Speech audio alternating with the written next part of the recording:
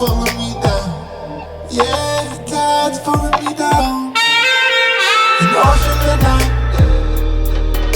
a silver light. When it comes to Ishtar vomiting, that story. So in the process of making this video, we decided to title it Regarding OnlyFans, and really the whole issue of harlotry in media today. Now, there was a whole conversation I had with my studio manager yesterday about this, and we're gonna get to that. Before we do, I'm gonna show you how I made this painting, Ishtar Vomiting. This is the woman of love, the aspect of the feminine that has capacity to bring us into ecstatic, altered states. That power, when it's given to lust, can give us sickness. It's like her honey has a dose of poison in it. People ask me, how often do you paint? I say, I don't paint very often. I started this in one day in August 2019. There was another day, this got covered up here. This was blue and pink. Then there was another day where my mentor said, that's very boring. So I scraped it back, and then there was another day where I put some charcoal, and then I waited a while, and then there was another day where I painted this, and there was another day that I put the green slime, and now it's called Ishtar Vomiting, a Green Elixir Covered in Shellfish. It's really a reference to Aphrodite and Botticelli and everything, so.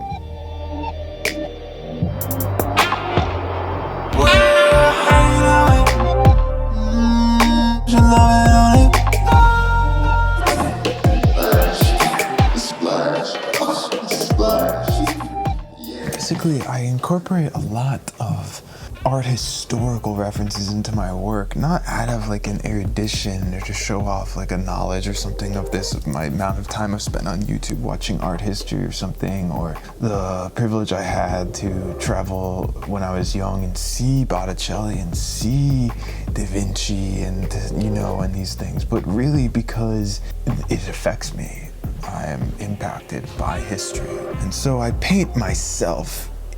These are all self-portraits, but that self is me in many, many, many dimensions of self. Feminine self, masculine self, transcendent self, chthonic or earthy self. And this self is therefore related to the collective unconscious self, that vast self that is part of time. It's about a responsibility that I have to take on, otherwise I get sick. Tide's pulling me down. Yeah, tide's pulling me down. An ocean midnight, a silver light. Yeah, an ocean midnight.